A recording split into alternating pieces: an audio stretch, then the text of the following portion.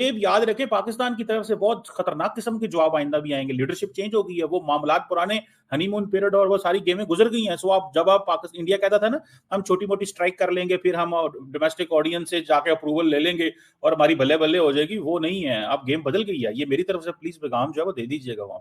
आपने तो cease fire मांगा नहीं, तो आपका प्राइम मिनिस्टर क्यों चिल्लाता फिर रहा है कि for this ceasefire I want Nobel prize to be given? देखो, झूठ बोलना चाहिए, अपने देश के लिए जज्बा रखना चाहिए, लेकिन कम से कम या तो आप अपने उस प्राइम मिनिस्टर को सिखाओ। और अब आगे बात, आपके वो जो स्ट्राइक है ना, बड़े वाला स्ट्राइक, मैं आपको बड़े फैक्चुअली करेक्ट चीजें दे रहा हूं, वेरीफाई कर लीजिएगा। आपके यहां पर कौन सी जगह से, अच्छा चलो पहली बात, कौन सा ऐसा बड़ा अटैक है जो पाकिस्तान कर सकता है? बड़ा अटैक, कुछ बहुत बड़ा होने वाला है आपसे, क्योंकि अब आपने एसएफसी की बात कर दी है, तो इसका मतलब स्ट्रेटेजिक फोर्सेस की ही बात कर रहे हो अब आप। इसके अलावा, और वो भी आप बोल ही चुके हो, न्यूक्लियर की बात कर रहे हो, करेक्ट? ओके, कोई बात। न्यूक्लियर आर्सेनल को हवा में उड़ाकर इंडिया तक लाकर गिराकर जाने की काबिलियत किस जहाज में है? सिर्फ एक जहाज में है, F-16। ये मेरा डाटा नहीं है, ये आपका डाटा है जो मैं पढ़ रहा हूं इस समय। वो भी कैपेसिटी आपके किन पॉसिबल एयरपोर्ट्स पर है जो आपके मिलिट्री एयरपोर्ट्स हैं? उसमें से एक जो टॉप शॉट माना जाता है वो है नूर खान। नूर खान की रिपेयर अभी 3 या 4 दिन पहले पूरी हुई है, जहां वो खड्डा बनाया गया। मैं ये नहीं कह रहा हूं कि वो अकेला है, लेकिन वो जगह थी जहां से आप उसे सबसे नजदीक तौर पर ले जाते। तो आपके पास वो काबिलियत उस रात की थी क्या?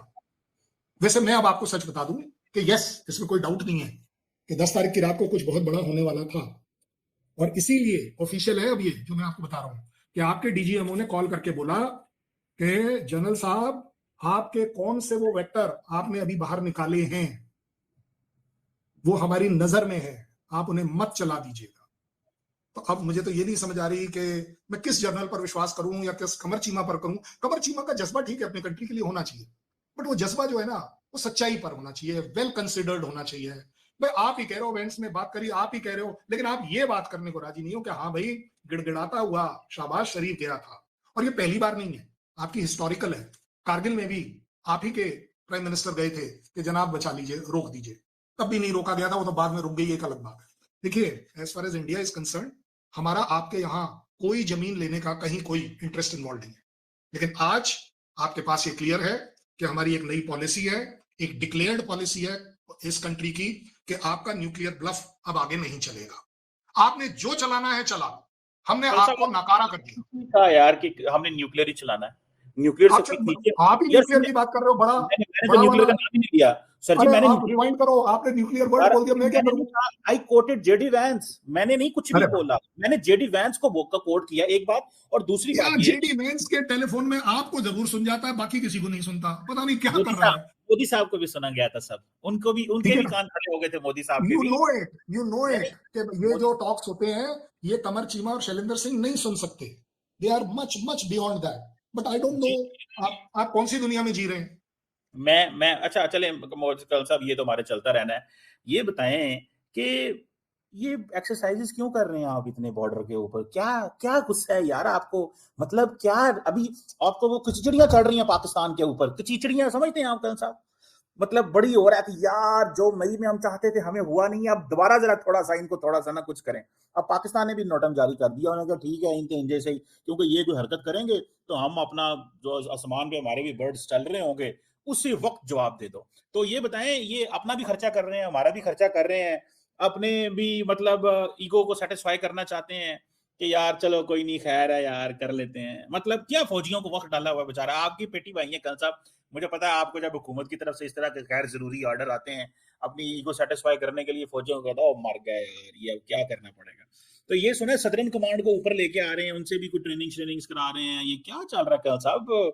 Why is this all going on? खुदारा आपने ये पैसा आप किसी हेल्थ पे लगाएं, एजुकेशन पे लगाएं, हवा तेल जो उड़ा देना तो सब। कमर चीमा, हेल्थ और एजुकेशन, पाकिस्तान का रिप्रेजेंटेटिव बात करे, थोड़ा अजीब सा लगता है, क्योंकि ये दो ही चीजें हैं जो शायद पाकिस्तान में कभी ना थी, ना है, ना होंगी। ये मेरा नहीं कहना है, ये पाकिस्तान की आवाम का कहना है। क्योंकि आज भी, अगर आज भी एम्स दिल्ली के दरवाजे पर पाकिस्तानियों को रोक दिया जाए, ठीक है ना, 1000 के करीब डेथ रोजाना हो जाएंगी। मैं इसमें कोई क्रेडिट नहीं ले रहा, लेकिन मैं आपको बता रहा हूं कि हेल्थ से रिलेटेड और एजुकेशन से related I think Pakistan is the least competent country. आगे बात जो ज्यादा मुद्दे की है वो है एक्साइज की, नोटैम की। आपने नो टाइम किस तारीख का जारी किया है? हाँ कमर चीमा साहब, कितना, कौन सी तारीख? आपका नो टाइम किस तारीख का है? कल साहब यही 2829, 2829, चेक कर लो, जी चेक जी कर लो साथ साथ। जी जी मैं देता हाँ जाऊंगा, मैं दे रहा हूँ ना आपको 2829। अरे हाँ यार हाँ। ऑफिशियल चीजों को थोड़ी ना मना करेंगे, तो इसमें थोड़ी ना झूठ बनेगा कमर चीमा, बोल भी नहीं सकता। 2829 इंडियन का नो टाइम कब से कब तक है? हम्म, 30 से लेकर 10 नवंबर तक का। बड़े अच्छा स्पेसिफिक खबर। हाँ, पहली बात, आपका नो टाइम कब आया है और हमारा नो टाइम कब आया है? आपका नो टाइम आया है 3 दिन पहले, हमारा नो टाइम आया है 10 दिन पहले। और बाय द वे, क्योंकि आप थोड़ा फोर्सेस के बारे में कम समझेंगे, इसलिए समझा रहा हूं क्योंकि आपकी पब्लिक भी समझ पाए। नो टाइम इसलिए थोड़ी ना होता है कि पाकिस्तान की एयरफोर्स आएगी या कौन आएगा कौन नहीं आएगा। नो टाइम वर्ल्ड वाइड एक ही बात के ऊपर किया जाता है कि इस इलाके में कोई भी तरह का कोई aircraft, civil aircraft, military aircraft, training aircraft, logistic aircraft इस इलाके में ना आए, क्योंकि यहां पर हाई स्पीड मैनूवर्स किए जा रहे हैं, यहां पर लाइव फायरिंग भी करी जा रही है। ये इसलिए होता है, ये इंसानियत की चीजें हैं। आपके यहाँ थोड़ा इनकी कम वैल्यू है, लेकिन बाकी सब जगह वैल्यू उसकी यही है कि यस, आप पूरी दुनिया को नहीं, पूरी दुनिया को एक अच्छी इंटेंशन से बताते हैं कि यार लोग मरे ना, सीधी बात है। अब आगे बात, आपका नो टाइम और मेरा नो टाइम एक दूसरे पे क्या कर लेगा? आपके वो 2 तैयारे, 4 तैयारे, 40 तैयारे, जो भी आप कह लो, मैं डिनाई नहीं करूँ, वो तो 28 और 29 के बाद बंद हो गए। अगर मुझे कुछ करना ही है, देखो बिल्कुल निष्पक्ष होकर बात करना, अब इसमें कहीं कोई इफ्स एंड बट्स मत लगाना। अगर मैंने कुछ करना ही है, मैं तो 30 तारीख के बाद करने वाला हूं, और मेरे पास तो 10 नवंबर तक का टाइम है। सो डोंट यू थिंक बेकार में। अच्छा, अब आगे रात कि इसकी जरूरत क्या थी, क्योंकि वो आपका ज्यादा अच्छा सवाल है। पहली जरूरत कि हम ये क्यों कर रहे हैं, क्योंकि ये मेरी मर्जी, मैं चाहे ये करूं, मैं चाहे वो करूं, ये मेरी मर्जी। उससे भी अभाव, इंडिया एक थिएटराइजेशन के अंदर चल रहा है। सारे रिसोर्सेस को हम इकट्ठा करते हैं। वो जो सदर्न कमांड आप बोल रहे हो, मैं उसमें भी रह चुका हूं, जो कोर इसमें पार्ट ले चुकी है, मैं इसमें भी रह चुका हूं। ये हम पहली बार थोड़ी ना कर रहे हैं। तकरीबन एवरेज पर हम 2 से 3 साल में हर बार ही एक्सरसाइज करते हैं। इस बार की एक्सरसाइज ज्यादा इंपॉर्टेंस रखती है, क्योंकि हम इसमें नेवल और एयरफोर्स असेट्स को भी इंक्लूड कर कर प्लान कर रहे हैं, क्या कर रहे हैं क्या नहीं कर रहे। यस, इसमें कोई शक नहीं है कि हम ये जरूर प्लान करेंगे कि हमारा ट्राइड काइंड ऑफ जो चीज चलेगी, दैट इज जो नेवल वाला पार्ट है, जो आर्मी वाला पार्ट है, 20,000 ट्रुप्स हैं, टैंक्स इन्वॉल्व हैं, गन्स इन्वॉल्व हैं, राफ्ट्स इन्वॉल्व हैं, एयरफोर्स के एयरक्राफ्ट इन्वॉल्व हैं। ये सब आपस में कोऑर्डिनेट कर कर कैसे उस एक एरिया में ऑपरेट करेंगे। और यस, इसमें कोई शक नहीं है, वो ऑपरेट करेंगे to win a war. I will never say कि हम इसको डमी के तौर पर जरूर किया जा रहा है, बट हम ये जरूर करेंगे कि अगर कराची लेना है तो कैसे लेना है, कराची लेते समय किस तरह की प्रॉब्लम आ सकती है, ये इस एक्सरसाइज का मेन है। तो इसमें व्हाई चिकटे व्हाई और व्हाई टू पिचकटे गेट पता नहीं क्या कराची? क्या क्या क्या आपने कर लिया, पता नहीं कादे कल वास्ते साहब, करता। कल साहब, व्हाई कराची क्यों लेना चाहते हैं? क्या मतलब आपके पास जमीन कम है? यस, ओके, ओके, जमीन कम है, मैं यस, जमीन यस, कम है, अपने फौजियों को मार पड़वाना चाहते हैं, क्या मतलब? व्हाई मतलब क्या? क्यों फौजियों को मुश्किल में डाला हुआ है यार? आप तो क्यों फौजियां क्यों रिटायर हो गए हैं, आपका दिल तो धड़कता है ना वो जो रह गए हैं फौजी वहां पे, उनके लिए तो बचाएं नहीं, उनको यार। कल साहब उनको बेचारे सियासत की भीड़ चढ़ा रहे हैं फौजियों को। सही बात आप बोल रहे हैं। एक्सरसाइज जब हम करते हैं ना, तो ये इंडियन आर्मी का सबसे बड़ा प्राइड होता है कि when more we sweat in peace, the more blood we save. ये हमारा मोटो रहा है, आपको नहीं समझ आएगा, क्योंकि आपके यहाँ जब आप बोलो ना फौजियों को मरवा देते हैं, तो 93,000 एक बार आपने मरने को ही छोड़ दिए थे। चलो कोई बात नहीं, इंडिया इज अ वो मैग्नानिमस कंट्री। सिचुएशन डिफरेंट वो थी। उसके बाद आपने 93 कारगिल में, आपने उसके बाद देखो सच्चाई को फेस तो करना पड़ेगा ना यार। नहीं, वो चलो सिचुएशन डिफरेंट थी हो अभी। सकता है 71 वाली वॉर में मैं नहीं था, इसलिए आप मेरे को पूछ लेंगे कि जी आपने क्या देखा, आप बताओ। तो भाई साहब, कारगिल वाले का तो मैं आपको चश्मदीद गवाह हूं कि इस कंधे ने उन पाकिस्तान भाइयों को कांधा दिया है कि जिनको आप ले नहीं रहे थे। तो इसलिए इस तरह की बात के सियासत और ये सब ना, कमर चीमा आपके मुंह से अच्छा नहीं लगता, क्योंकि यू नहीं बिलोंग टू नहीं, मैं तो पाकिस्तान। कहता हूँ मोदी साहब की सियासत की भीड़ चढ़ रही है सारी फौज, तो नहीं मैं तो भाई, इसलिए कह रहा हूँ तो ये वो जो देखो। कारगिल वाले चढ़े, वो किसकी भीड़ चढ़े, वो वो तो किसकी एक भेंट और थी? कॉन्फ्लिक्ट था, वो चला गया, खत्म होगी बात, नहीं उसकी नहीं तो नहीं कोई नहीं बात। नहीं, चला कैसे गया? वो आपकी फितरत है। आप तो क्या डिसोन चीज? करते हो। आपने तो क्या डिसोन चीज? कर दिया कि नूर खान एयरबेस के अंदर जो मोदी जो जो आपके 48 जवान साहब नीचे बेचारे धसे रह गए, एक ही आपने लेके उसके फौजी ऊपर को बुलडोजर चला किया दिया। जाता है, आपने एक उसके ही ऊपर बुलडोजर चला दिया। अरे भाई, कौन उनकी किया? शहादत को रिस्पेक्ट कर लेते। कल साहब एक देखो फौजी और एक पाकिस्तानी को ऑन किया जाता है, क्या बातें कर रहे हैं। पाकिस्तान के फील्ड मार्शल ने कहा है एक पाकिस्तानी की जान पूरे अफगानिस्तान से मुकद्दम है, ठोका कि नहीं ठोका। क्या बातें करते हैं यार आप तो। किसको ये ठोका? आप वो कारगिल किसको ठोका? 2015 में कैमरा होता था ना, किस वीडियो होती थी, पता नहीं 48 स्टोरियां बनाते थे। 48 आपका 48 आपका ऑफिशियल फिगर है कि आपके बेचारे सैनिक मारे गए अफगानिस्तान वॉर में, जहां कोई उनका मतलब नहीं था मरने का।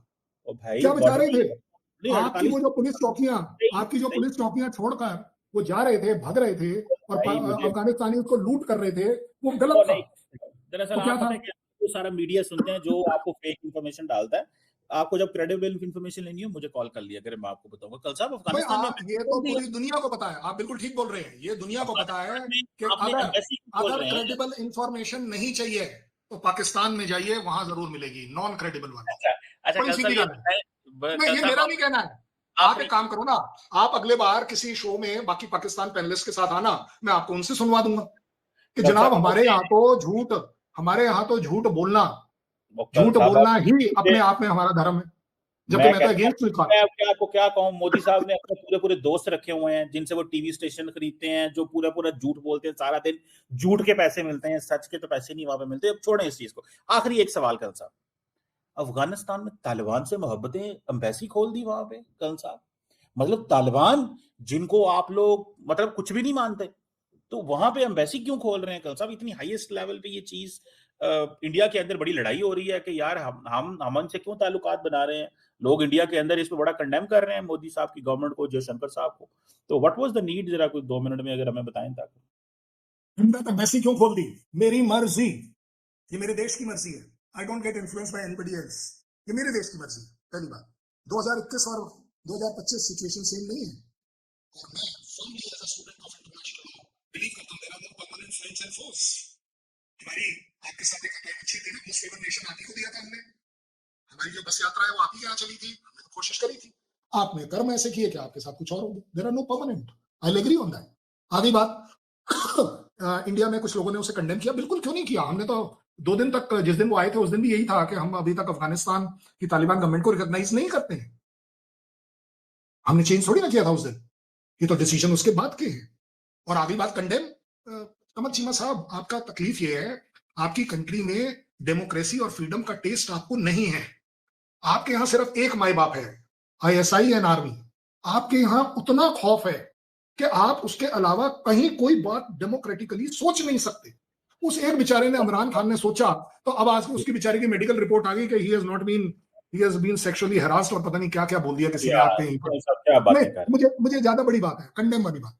इंडिया में डेमोक्रेसी की स्ट्रेंथ ही यही है कि हम ये सवाल ठोक के पूछते हैं अपने आप से, अपनी सरकार से। भाई एथनिक अगर 2021 में, अगर एथनिक 2021 में, हाँ जी, इंडिया की डेमोक्रेसी को कहते हैं एक एथनिक डेमोक्रेसी, एक ग्रुप की जमहूरियत है जो पावर में है।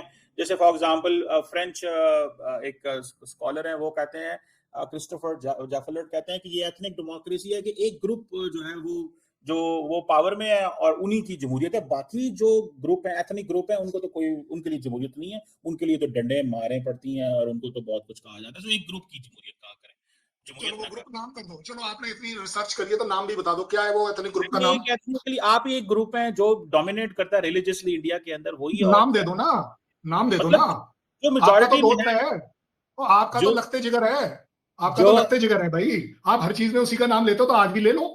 नहीं नहीं एक भाई ग्रुप आपका लगते जिगर तो राहुल गांधी है, नहीं आप हर एक चीज में राहुल गांधी डालते हो। लो नहीं यार, नहीं कल नहीं तो ये गल छोड़ी नहीं आकी भाई। देखो नहीं नहीं नहीं एक ग्रुप की कुछ तो, जमहूरियत। नहीं नहीं, मुझे आप एक बात बताओ।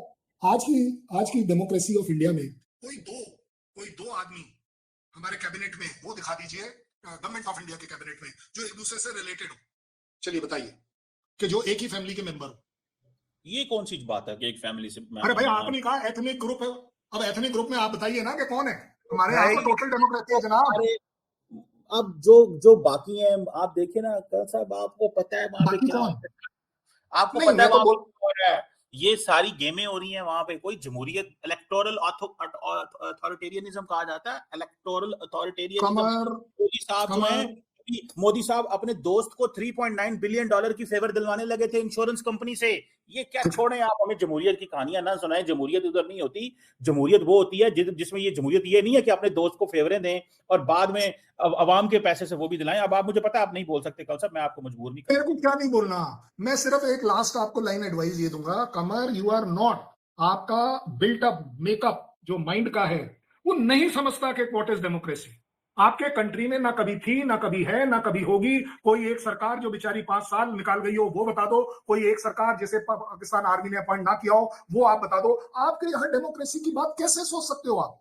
It is beyond you, please take my advice. You people don't require medical aid for that, you require a civil aid for that. वो बेचारा इमरान खान की पार्टी लगी पड़ी है, आप एक टाइम तक तो बिल्कुल ठीक था, आजकल बोले जी वो भी खराब हो गया, वो भी डेमोक्रेसी मांगने के चक्कर में उसको भी नहीं मिलनी चाहिए। आप देखिए डेमोक्रेसी का मतलब आपको नहीं समझ आएगा।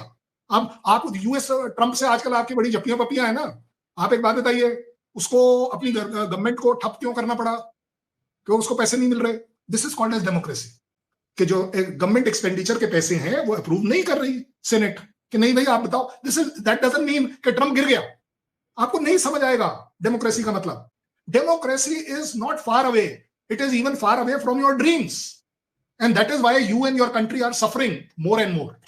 चल कल साहब आप कहते हैं तो मान लेता हूँ। जय हिंद दोस्तों, स्वागत है आप सभी का हमारे चैनल पर। आप देख रहे हैं इंडिया वेब न्यूज। कर्नल साहब ने कमर चीमा को गजब पेला है और कमर चीमा अपनी वही पुरानी कैसेट चला रहा है, बोल रहा है कि हम भारत के साथ युद्ध करेंगे और घुसकर मारेंगे, है ना।